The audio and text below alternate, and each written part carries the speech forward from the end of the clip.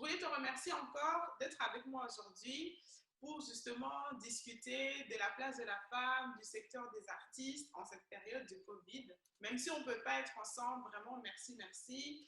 Parce que toute mon enfance, j'ai été baignée avec tes chansons. Ma maman est vraiment une grande fan, donc elle sera enchantée de savoir que j'ai parlé avec toi.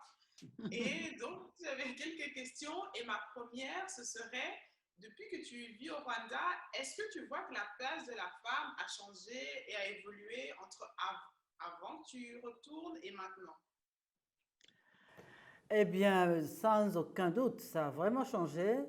Et c'est à chaque fois que je viens, à chaque séjour, j'écoute avec attention toutes les choses qui se passent avec les femmes, la femme rwandaise, à la radio, à la télévision, et c'est formidable. D'autant plus que vraiment,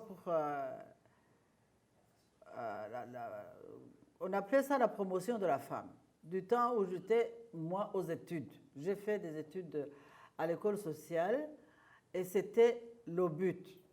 La promotion de la... Ce ministère s'appelait d'ailleurs comme ça. Promotion de la femme rurale. Donc j'ai travaillé dans ce secteur toute ma vie. Oui. Donc, je dirais, Ravugako, Umugori, Numutima, Urugo. Est-ce que tu dirais aussi que maintenant, Abanyarwandakazi, Numutima, Urwanda? Ni umutima w'urugo. Iyo uri umutima w'urugo uba uri n'umutima w'u Rwanda kuko u Rwanda rukozwe n'izo ngo zose nawe urabyumva. Ah, c'est vrai. Rwose. Maintenant, une autre question que j'aurais, c'est si on retourne dans le passé, dans l'histoire du Rwanda, pendant la période de libération, même si je n'étais pas encore née, j'ai appris que tu as eu un grand rôle et que tu as vraiment aidé les gens à travers tes chants, ta musique. Tu as vraiment donné de la joie, de l'espoir aux gens. Et est-ce que tu pourrais justement un peu m'expliquer quelle a été la place de la femme durant la période de libération?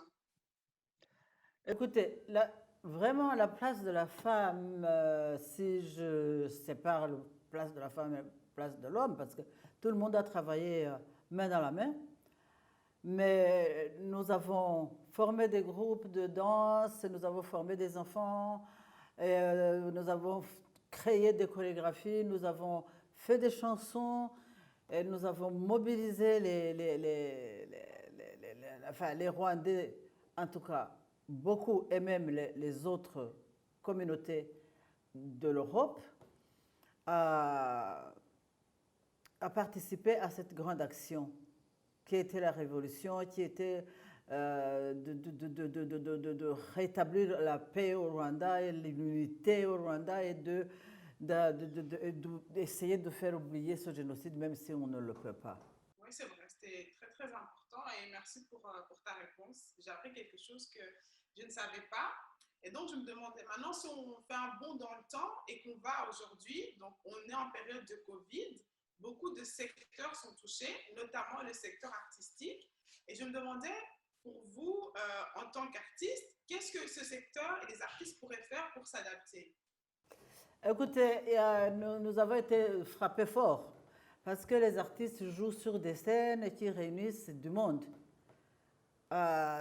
pour montrer à un maximum de personnes les choses de la culture que nous faisons. Donc vraiment, le Covid a frappé fort.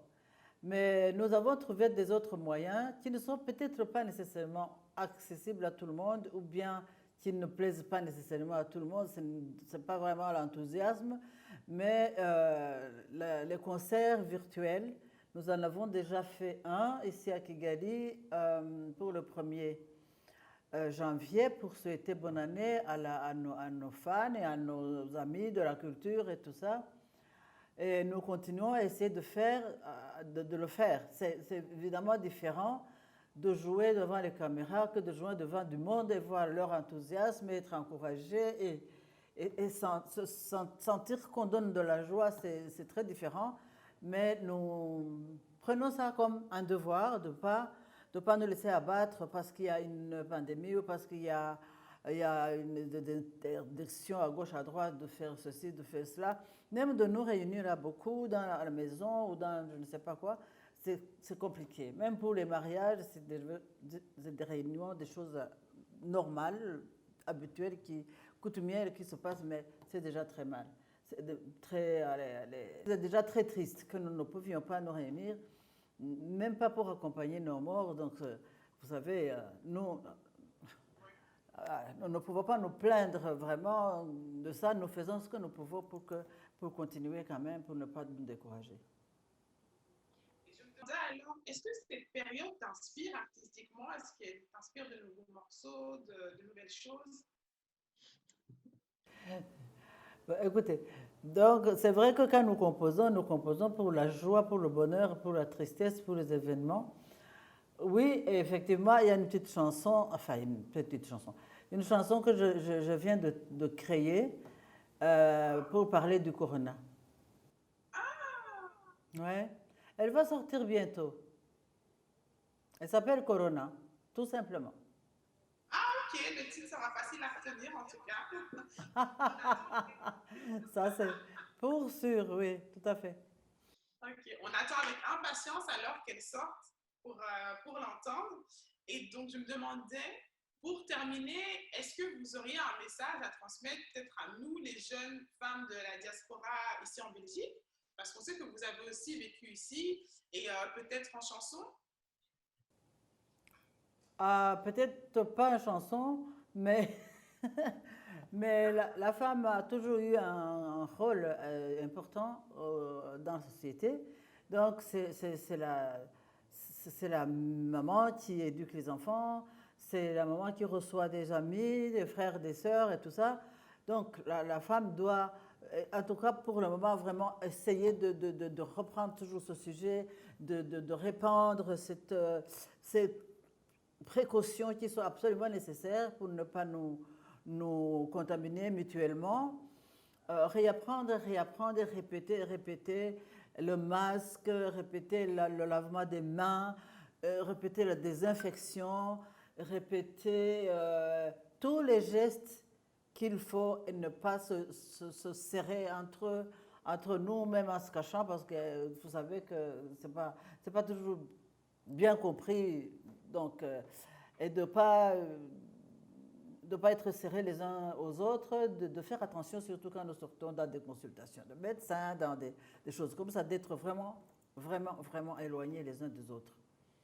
De ne pas nous serrer dans nos bras, parce que ça fait souffrir des familles, ne pas pouvoir serrer dans ses bras même son propre petit enfant, ou peut-être, je ne sais pas, ses amis, ses enfants. C'est très dur, mais il faut absolument observer ces précautions-là. On comprend que vraiment le rôle de la femme est essentiel, surtout en cette période de... Absolument, oui. Nous ne devons pas nous lasser et se dire, ouais, j'ai déjà dit ça hier. Non, non, non, non, recommence. 2, 3, 4 fois par jour. Et ne vois pas que c'est ton frère ou ta soeur qui arrive, il doit porter le masque. Et il ne doit pas te serrer dans les bras. Donc, on peut se parler, si on se voit déjà, c'est un avantage, et qu'on peut se parler ensemble. Donc, voilà. C'est une très, très, très mauvaise passe à passer. C'est comme ça, il faut prendre patience et attendre que ce soit passé. On va finir sur cette note d'espoir et positive. C'est une mauvaise période, mais ça va passer. Il faut prendre patience et prendre courage. Et je voulais encore te remercier d'avoir été avec nous, d'avoir discuté avec nous. Merci pour ton temps, merci pour cet échange. Et voilà. Ouais, c'est avec bonheur si vraiment je peux servir à quelque chose dans ce sens-là aussi. Et je vous remercie aussi de m'avoir invité. Voilà, avec plaisir. Merci. Merci à vous.